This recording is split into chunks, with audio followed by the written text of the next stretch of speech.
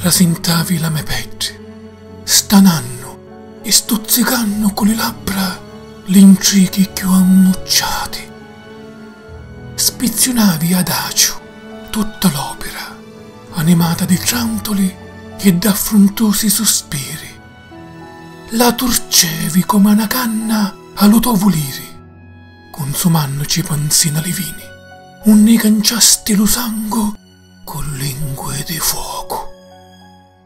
E quando fosti allo delirio dell'amore, giasatta, mi toccasti l'occhio a vaneggia e crudeli rompistilo per canto. M'affidasti poi al lato d'inciumi, lasciandomi trascinare lontano te ne